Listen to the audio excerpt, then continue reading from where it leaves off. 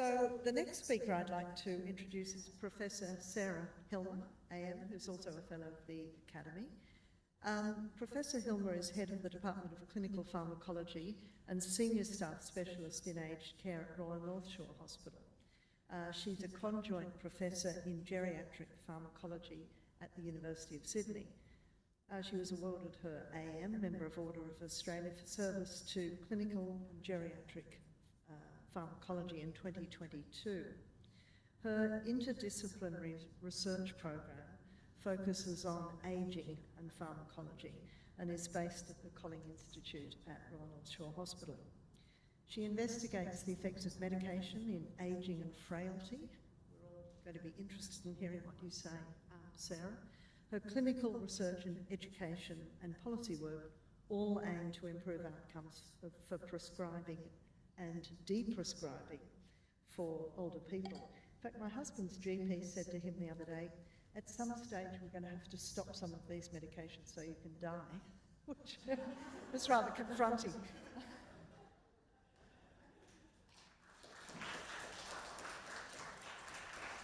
Thank you.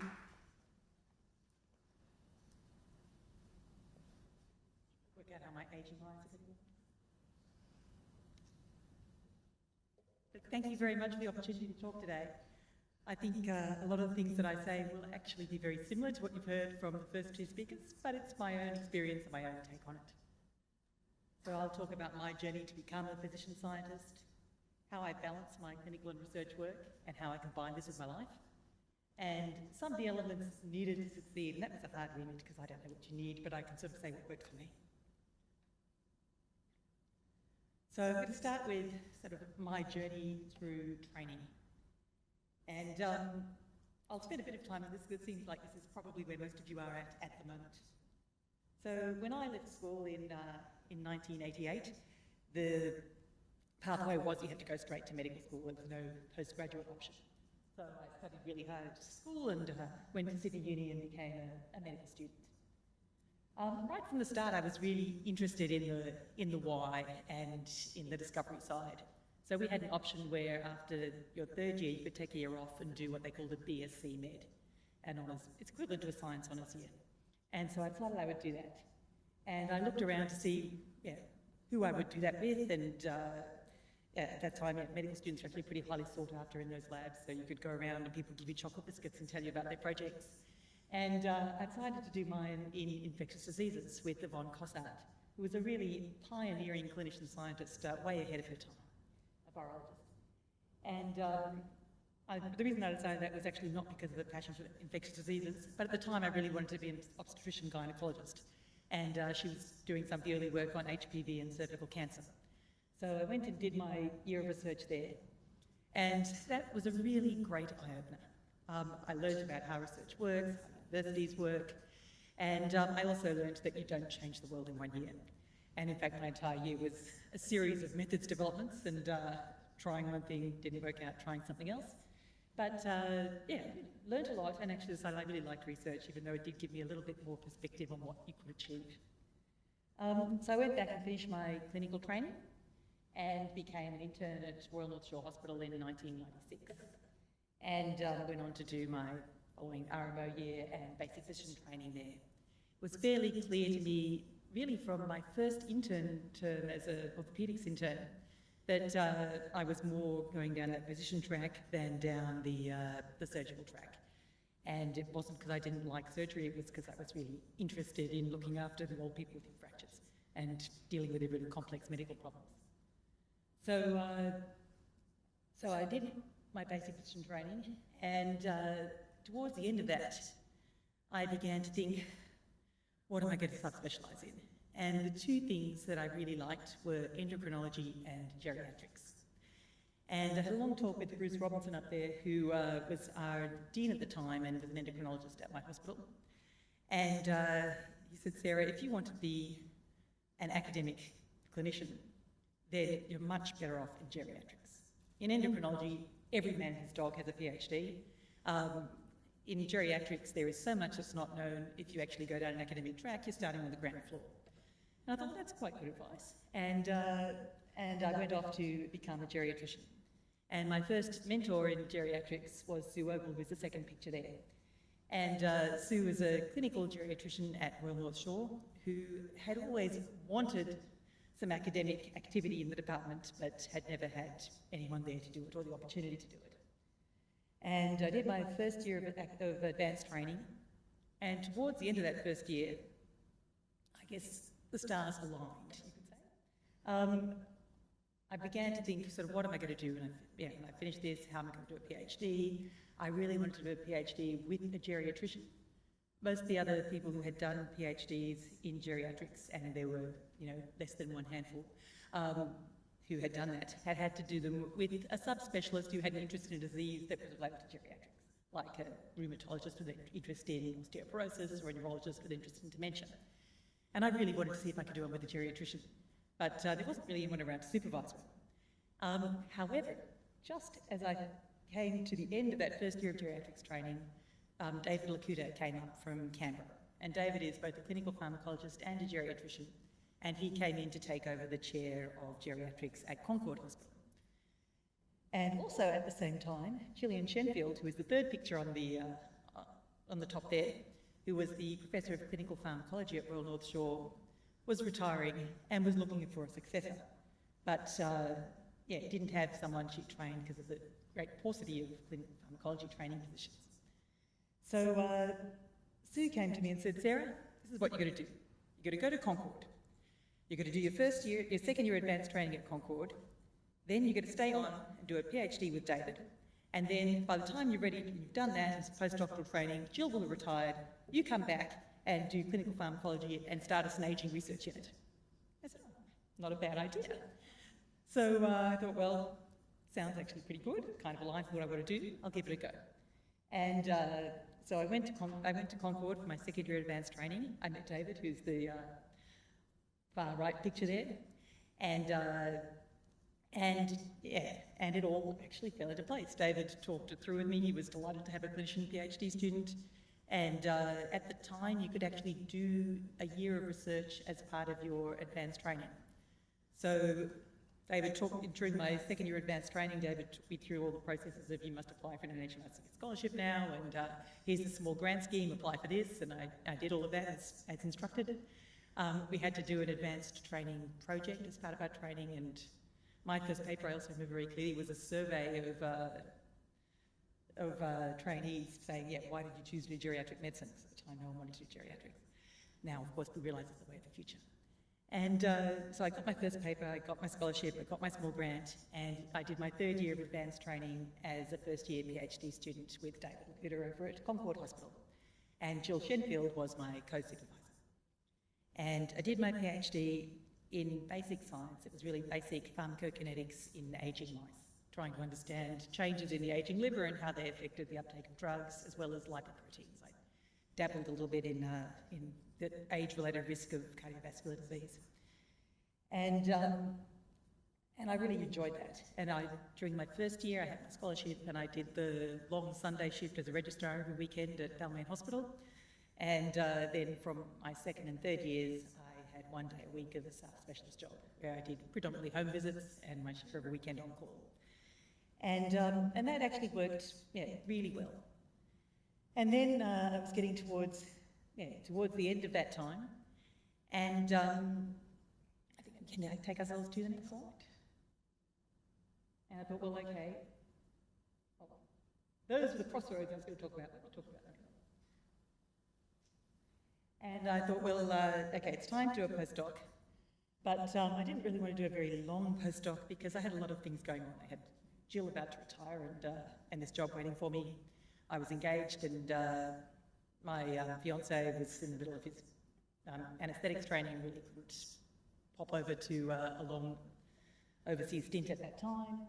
And so I was looking for a short postdoc, and I ended up having the opportunity to meet Darryl Abernethy, who has been a wonderful mentor to me.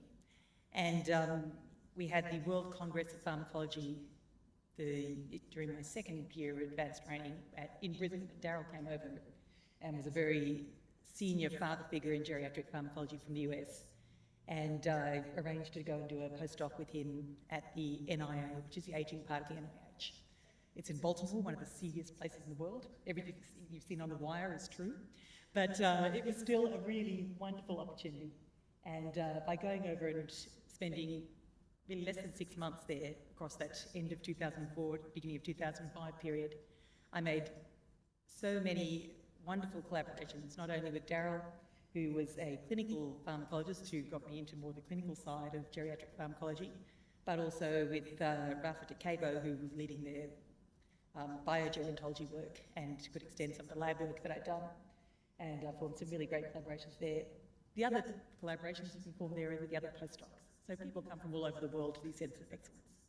And a lot of peers who are collaborators now are people who I met doing those postdocs who came from every corner of the world, who were interested in the same field and would keep up long-term relationships. So I did my very short postdoc, came back, and Jill retired, and I stepped into her job as head of Department of Clinical Pharmacology at Royal North Shore, and I had a conjoint position at senior lecturer level. And I basically have stayed there ever since. I worked my way up the academic ladder. I was promoted to associate professor in 2009 and conjoint professor in 2015. My original FRCP was in geriatrics, but I've been working as a clinical pharmacologist, had a lot of research in that space, and I got sort of grandfathered in through the post-fellowship accreditation scheme through the college in clinical pharmacology, just to make sure that I actually was a clinical pharmacologist in 2018. And was recognised in 2022 with an AM and honoured to be invited to join FAHNS. Now, up the top there, you see a row of very young people, and those are my first primary PhD students. And I think one of the things that has really helped me has been mentoring. It's one of the highlights of my career. I know that Mark doesn't think that supervising PhD students is mentoring them, but I actually think it is. And I've seen these people through as they build up their careers nationally and internationally. And there's now a group of about 40 of them, but those are the first ones who really got things going. So what do I do during a typical week? Well, at work, I work as a clinical pharmacologist at Royal North Shore and a geriatrician at Royal North Shore. A lot of my work is around medications in the hospital overall. Anything interesting or unusual anyone wants to do with a drug that's off-label or slightly atypical comes to me. So I get to see all the interesting cases in the hospital. I lead an ageing and pharmacology research group in the Colling Institute. The Colling is also the meat and the sandwich. It sits between Royal North Shore and the university, and we do a lot of translational research. My group does research that ranges right from basic science work in mice through to clinical trials, epi and implementation science in the hospital and in nursing homes. And I spend a lot of time on committees. And I never really thought I'd spend a lot of time on committees, and I have to say when I was, some of my mentors have said to me, committees are a great use of time, and others have said, oh, don't waste too much time on committees. Personally, I found committees quite helpful, just for bringing people together and for getting stuff done, and I'll talk a bit about that with some examples in a moment. And then in my life, I'm a wife, a mother, a daughter, a sister, and a friend, and I make time for all of those most days. And I think when you're doing a lot of things, it's nice to think about the opportunities that doing each thing brings to the other. And this is just how some of my work helps my research. So my clinical service gives me ideas about what the research questions are, how to conduct research in clinical practice, how to translate it, and opportunities for research supervision. My committee and policy work, again, raises the key clinical questions, helps me conduct my research, and helps me translate my research into policy. My quality improvement work, again, brings up important research questions and gives opportunities for research translation and monitoring of the outcomes of that translation. And the teaching I do gives me a chance to do research around teaching, so pedagogy, again, more chances for finding people to supervise and research, and opportunities for mentorship. So I think all the different things you do can actually enhance your research career. I'm going to touch briefly on the example of the things that I have done. So my work is predominantly around polypharmacy in old age. And for many years, geriatricians have said once you're on 5 or more drugs, you're in trouble. we decided to bring some science to that, and in the Concord Health and Ageing in Men project, we did a project looking at the cut-off for bad outcomes in old people, and it turns out we were right. 5 or more drugs is bad, and by engaging with NPS medicine-wise, we were able to disseminate that really widely across the country. But it's clear it's not just the number, but also the type and dose of medicines that determines risk. And so when I went to the NIA to work with Daryl Abernethy as a postdoc, we came up with this drug burden index. And the idea was that we would try to work out how to define or measure the functional burden of medicines in older people. How do you actually use pharmacology to work out which medicines are slowing you down physically and cognitively, and to what extent? So drug burden index, or DBI, is a pharmacological measure of an older person's total exposure to medicines with anticholinergic and sedative effects that impair their physical and cognitive function. And it's been associated with a range of bad outcomes in old people, independent of the number of drugs they're taking, and has been evaluated really around the world in all different settings. And thinking about how that fit into my career, that was a really fabulous opportunity for international collaboration. People, after I published the first paper, came to me and said, "Oh, can I test that in my data set? Can I test that in my data set?" Great opportunity for mentoring. These were really cheap projects that you could do. They were just analysing secondary analyses of data sets that you could do with students. They're low-cost observational studies, great way to get your career off the ground. But my PhD had been in basic science, and I really wanted to bring some hard science to geriatrics. People had sometimes said that geriatrics was, advanced social work, and there's a lot more science to really understanding the ageing body and how it interacts with medicines. So I decided that I was going to make the world's first polypharmacy maps. So we did, and we modelled exactly what we do in old people. We modelled treatment with 5 drugs, with different drug burden indices, as well as individual drugs, chronically over time. We modelled deprescribing, and we showed that it's not just that old people on polypharmacy do badly because they were sick in the first place and why they needed drugs, but in the case of an old mouse, actually the association is causative. It's related to anticholinergic and sedative load, and it's reversible if you deprescribe. So this was an opportunity to combine clinical questions and basic science. I worked with mentors, with mentees, with collaborators, and while I thought this was a fabulous idea, it was a little bit out there, and really I was only ever able to fund it through small grants and philanthropy. And another great thing about being a clinician-scientist is that you do have great opportunities for philanthropy. And subsequently, because of this mouse and the amazing tissue bank we now have, there have been opportunities to collaborate with scientists, again, from around the world who look at different organ systems. So we can collaborate with people who are experts in renal disease to look at the kidneys of these animals and understand the effects of polypharmacy and deprescribing. International experts in liver disease, same thing. Bone and joint, you name it.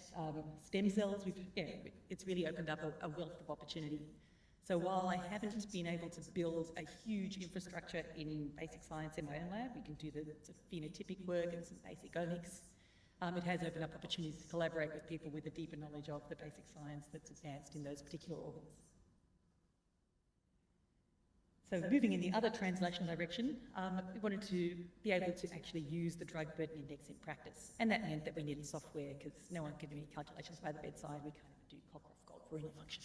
So I worked with a PhD student and then a series of postdocs to develop software to bring the drug burden index to clinical practice. And this kind of work I found much easier to get funding for as a clinician scientist. Everything you're bringing to practice seems to have a lot more opportunities for competitive funding through an HMRC and MRFF, as well as government agencies sort of coming on board and wanting to fund this so they can use it in clinical practice. So it's a very good partnership centre funding through the HMRC, built up a lot of early career clinician scientists, predominantly pharmacists, through this work, built up a lot of collaborations, and was able to get it well and truly into policy. But I work in hospital, so I wanted to see if I could get the drug burden index calculator into routine risk assessment in hospital. And again, this was work that, as a clinician scientist, I was in an ideal position to do. So I did a pilot RCT funded by a local grant and then a New South Wales Health ACI grant. Was able to use my local networks, work with advanced trainees, piecing different people together to get the work done. Then in terms of implementation, again, as a clinician-scientist, you're in a great position for things like translational research grants. The New South Wales Health put out a scheme for translational research grants, and I was on the ground floor with the first round of those, building this drug burden index calculator into the EMR. And we did that work in collaboration with all New South Wales Health Pillars, with New South Wales Therapeutic Advisory Group. Again, built up a lot of new collaborations and had a lot of mentees working on that. And then having done that, we're in a good position to get NHMRC funding to do an efficacy study, which we've actually just finished. I can't tell you the results because they're still being analysed. And again, you're in a good position with that data to then go back to your policy partners and say, well, let's roll this out widely. And I have done, I guess, quite a lot of work, as I said, on committees and trying to make sure that what I'm doing aligns with policy opportunities. And it just so happened that, I guess, soon after we started this work, there became more of a global push to really, I guess, reduce inappropriate polypharmacy. And we've been able to align with a number of these different initiatives, the Choosing Wisely or Evolve initiatives around the top 5 things that are low-value practices. They updated the hospital quality standards to include medication review, and I pulled together a group to make recommendations for a national strategic action plan to reduce inappropriate polypharmacy. And about 2 years later, the Australian Commission on Quality and Safety in Healthcare had to write a response to the WHO Patient Safety Challenge, Medication Without Harm, which included a lot of stuff on polypharmacy. And so a lot of what we'd done was able to just come straight into that. So the opportunities aligned. And so, yeah, I guess that brings the question, can committees be a good use of time? And this is just one example. During the pandemic, I think I pretty much spent 90% of my time on committees around medication use and managing COVID-19. And one of the things I did was I was a special advisor to the Australian Government, TGA, when they were thinking about the registration of vaccines, and I wanted to understand the impact in older people. And in looking through all that data, it became very clear what we didn't have about old people and what we needed to have. And so, with another committee hat, where I'm the chair of the geriatric committee of the International Union of Basic and Clinical Pharmacology, I got the committees together and said we need to write a position statement on this because there's a gap, and we were able to write a position statement and publish it. And it's been interesting to see some of the things we highlighted, and we were not the only ones to highlight it, but some of the things we highlighted are actually being addressed now in science. So the elements needed to succeed, I don't know. People are definitely important. My mentors have been absolutely critical for my success, as have my mentees and my collaborators. You need time and money. You need to find a way to get dedicated research time. It can be official or unofficial, but you need to find a way to to give it to yourself if you can't get someone else to give it to you. You need grants, and you need philanthropy to top up the grants. Even when you get a massive NHMRC or MRFF grant, it invariably comes with a debt because of the gap in salaries, and you need a way to top that up. Professionally, there are really good opportunities to align your committee and academic work and your clinical work, and you do get mutual benefit from those roles. And personally, the things you need, I think, are resilience. As Mark said, there's a lot of rejection in this field. Enthusiasm, acceptance that things won't always go exactly as you planned, and some good luck. So on that note, good luck finding your own way. Thank you very much.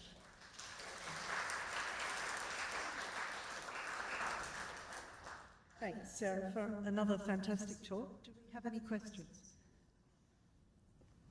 One of the points, I took from your talk is not necessarily going for the most popular specialty, looking for opportunities. And would you like to talk a little bit about that for guidance for our younger? Yeah, look, I think getting it on the ground floor, so to speak, with geriatric research, and particularly geriatric pharmacology research, has been fantastic. In a way, I was lucky that the field grew. I could have got on the ground floor of something that went nowhere, but it grew in terms of the ageing population, the policy changes that were happening around it, and yeah, it turned out really well. The hard thing about that is that when you're starting out, you really are starting out pretty much by yourself. And as I said, I was lucky I had my mentors, but they were not co-located. And I found collaborators who, again, may not have necessarily been experts in geriatrics or pharmacology, but had complementary skills that I could bring into answering my research questions. So yeah, in some ways, yeah, it's a great opportunity. It's sort of a high-risk opportunity. So it could go really, really well, and I've been lucky that it has, or yeah, I guess it could go nowhere. Thanks. And the other point, just for all of you to remember that you made, Sarah, is that there is funding available through the hospitals and through all the health departments. So rather than just being one of the 10% struggling to get an NHMLC grant, and if you're a clinician-scientist, you have a lot of other opportunities for funding. Louise. Thank you, Sarah. Yet another fantastic talk. Thank you. You talked about committees, and I am someone who's ended up being on various committees, but part of it's being on the right sort of committees and being strategic. And I was wondering if you could reflect on what might be possible at a medical student level or a junior medical officer level, and then as you're going through, what were the ones that you found particularly helpful? How can you get on the right sort of committees or get to know the right sort of people, particularly when you're more junior? Good question. I think when you're more junior, like I guess student level, probably you're really limited to, I guess, committees around students and university committees. But as soon as you're a JMO, then there are great opportunities. As an advanced trainee, I was the advanced trainee on the RACP committee, the adult medicine committee. And you just got to, yeah, I guess, know people and know how things worked. When I came, and then as I was doing my PhD, I wanted to get my clinical pharmacology experience up, so I joined the drug committee at the hospital. And the drug committee is a great opportunity, and it has JMO reps, to really understand the big picture of all the different therapeutics going on in the hospital. And again, it has a nice mix of people from all different specialties, all different disciplines, as well as the administrators. So a good way to see, yeah, how the hospital works and get to know some people. This is obviously my own bias because of the committees I've been on. When I came back to work in my job at North Shore, it was an interesting situation because I had, come back as a very early career researcher with less than 6-month postdoc, but I'd walked into a job that had been done by a professor of medicine for many years, and there was no one in between that position and me. That was what the position was. And so in some ways it meant that there were a whole lot of really senior opportunities there waiting for me because we need someone to take Jill's position on this one and this one. And so, yeah, it seemed to me that I was always extremely welcome and in fact invited to join every committee that I'd ever heard of. The ones that were really useful to me, I think, were, I did some time on the economic subcommittee of the PBAC. That was fantastic, just to see nationally how drugs were evaluated and to get to understand a whole lot more about economics of drugs, which I hadn't previously understood. That was important for my job. So I guess picking a committee that's as high level as you can to really understand the expertise that is relevant to what you need to know is probably my tip. Yeah, and my tip is if you get the opportunity to go to your committee meeting in person, do that, because we've all now spent so much time on Zoom, and it really does make a difference. And as you say, you establish those friendships and collaborations for later. Any more questions for Sarah? Yes. Thank you, Tara. Great presentation. So my question is, any suggestion for international students looking for postdoc opportunities in Australia? For postdoc opportunities or PhD opportunities? Postdoc opportunities. So I know as an international student, it's so hard for us, even it's impossible for us to get a PhD research grant. No, impossible. So, and it's also impossible for us to apply for postdoc grant by ourselves. It's almost impossible. Yeah, look, I must so, admit, the only postdoc opportunity, is there any postdoc opportunity for international students who are going to be finish their PhD in Australia? Might get some more wisdom on this one. My postdocs who are international have been funded by their host country. So, or have had, there are some Australian development scholarships. I've had some short-term postdocs with those who are international.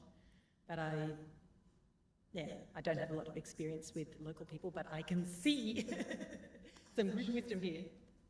Not good wisdom. I think we've come from very different research, clinician trajectories. So an organisation like the George Institute for Global Health, we have a lot of PhD students and then postdocs who are working while they're studying.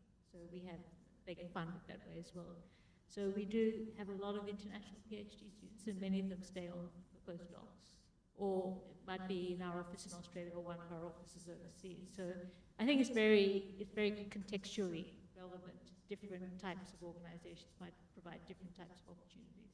Of course, there's always the visa conditions that produce other challenges. Yeah, there's not a lot of funding for postdocs, but that's across the board, local and international. In terms of most institutes will contribute, or most supervisors will actually pay for postdocs to get them started on their career, and that would be incorporated into sort of things like ideas grants or philanthropic grants or trusts and so on. So the avenue to actually engineer a postdoc would be to, again, find a person who wants to support you, likes your research and wants to take you on. It's more around aligning yourself with someone that is doing research and wants to support you, or sees that you've got assets that they would like to bring into their research group, and then they're the ones that will help you find funding. Louise Bauer again. I just want to make this comment. I mean, I ended up doing my postdoc in Sydney because I'd married somebody who could not leave.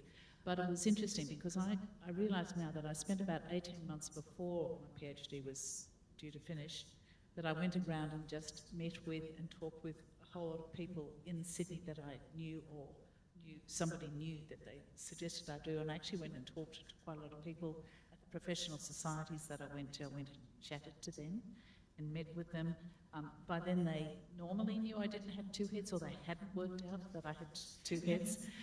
But it was this case of actually spending quite a bit of time towards the last half of my PhD, going around and chatting with people, whether it was internationally, I was doing that, but actually in Australia, just trying to find people where we had joint interests and so on. And in the end, I worked with one of those people who knew that there was someone coming across from the Garvan to Prince Alfred, and I could come and work with him. And that 2.5 years was the most really useful period of time for me. But it was that mentorship that was really important, because I think they would have moved all sorts in the end, like they were really working hard to help me find a place. But that didn't happen automatically, and it was actually it was in a different research group from where I was already. So going around, getting to know people, chatting with them, what are the possibilities, what options might be available? Question mark. Thanks, Louise. I think there are two challenges, funding and logistics. And if you look at centres like the Sydney Southeast Asia Centre and the Sydney Vietnam Institute, which is within that, they're now offering opportunities for scholarships for both international doctoral and postdoctoral students. Last question. Hi Sarah, thank you for your talk. My name is Erin, I'm a 5th year at UNSW. I just wanted to circle back to the committees. What exactly, what type of work did you do in the different roles of the committees, and how much, I guess, work did you feel it added to your already responsibilities that you had? Good question. And as I said, during the pandemic, pretty much all my work was committees. Most of the time, the committees are probably about a quarter of my work. And I guess in my hospital job, chairing the drug committee is a big part of being a hospital's clinical pharmacologist, and that involves also being on the medication safety committee. And that's really almost my clinical contribution to the hospital. Then I have other committees. There's the New South Wales Therapeutic Advisory Group, which is a group that supports drug committees in New South Wales. And I worked my way up from a member of that one to sort of chair of the editorial committee to chair of the overall committee over a period of time. And now I can't seem to move on the chair, so I've been doing that for a little while. And And that's really useful for my clinical work because it helps me with really seeing what other drug committees are doing and aligning with clinical work. But it's also useful for research because New South Wales TAG does the National Qualities of Medicines Indicators. So when I did my translational research project and we wanted to put out some national indicators around polypharmacy review in hospital, I could commission TAG to do that. New South Wales TAG is where people go for their drug guidelines in hospital, and again, could work with those, and it allowed me to translate some of my research. Some of the other committees, I guess, are more research committees. So Sydney Health Partners, which is like SPHERE at UNSW, a collaboration with some local health districts, research institutes, and Sydney Uni, had put out a call a few years ago for clinical academic groups. And the idea of these groups was to bring together clinicians and researchers from across the partners. And so I initiated and now chair a geriatric medicine clinical academic group. And so that's a committee that actually, I guess, does something I really feel very strongly I want to do, which is build up academic geriatric medicine. And then I sit on a range of sort of national committees, and I mentioned these sort of international committees, which are good for collaboration, which again, I find more and more as I get to this stage of my career, I'm starting to chair. And chairing a committee is not bad. It's usually about 5 times more work than sitting on the committee, but you also get a lot more say in what the committee does, and it's also a really great opportunity to bring in members who you'd like to work with and build up networks. So I've actually found the committee is really an important part of my life, and I think I've actually been able to get quite a lot of good work done that helps all different aspects of my professional life as well. Great. Well, Sarah, thank you again. Now we've come to morning tea time. So perhaps we could be back here in about 20 minutes. Do help yourselves to morning tea, which I think Lena is downstairs. Thanks.